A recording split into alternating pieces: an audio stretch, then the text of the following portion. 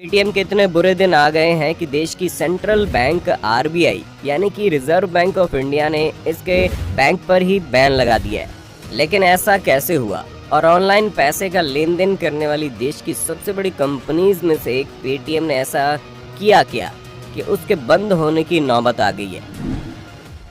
आज पेटीएम की इस हालत को देखकर हमें सबसे पहले ये जरूर देखना चाहिए कैसे एक वक्त में इंग्लिश की वजह से एग्जाम में फेल होने वाले अलीगढ़ के गांव से आए विजय शेखर शर्मा ने देश में एक अलग ही डिजिटल पेमेंट की क्रांति ला दी थी। जिंदगी जीने का नया तरीका शुरू करो।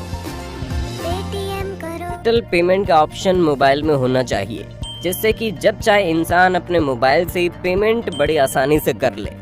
इसी आइडिया को लेकर विजय ने बहुत दिनों तक काम किया और फिर उन्होंने 2010 में देश को दे दिया पेटीएम, जिसका फुल फॉर्म अगर आपको नहीं पता तो बता दे, पेमेंट थ्रू मोबाइल।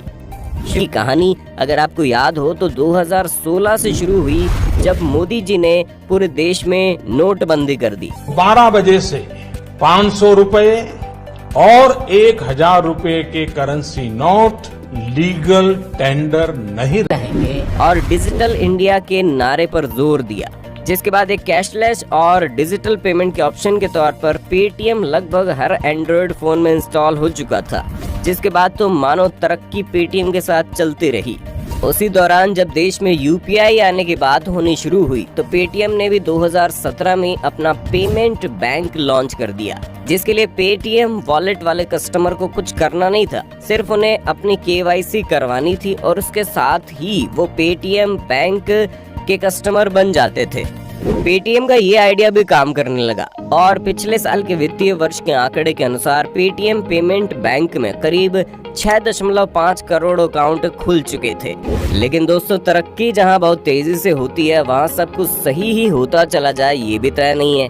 इसलिए आरबीआई ने पेटीएम के पेमेंट बैंक पर अब कोई भी एक्स्ट्रा कस्टमर ऐड करने से रोक लगा दी है। अब यहाँ आप पूछ सकते हैं कि ऐसा क्यों, तो इसका जवाब है वही केवाईसी। जी हाँ दोस्तों, केवाईसी यानी नो योर कस्टमर। दरअसल ये एक तरीका होता है जिसमें हर बैंक अपने ग्राहक की डिटेल को लेकर उसे चेक करता है और ग्राहक की सारी डिटेल सही है या नहीं।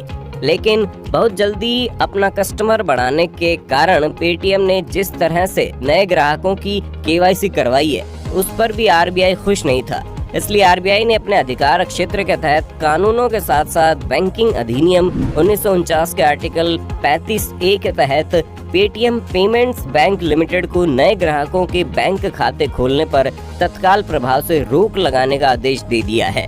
रिजर्व बैंक का पेटीएम पेमेंट बैंक को ये निर्देश है कि वो अपने आईटी सिस्टम को अच्छी से ऑडिट करने के लिए एक आईटी ऑडिट टीम तय करे।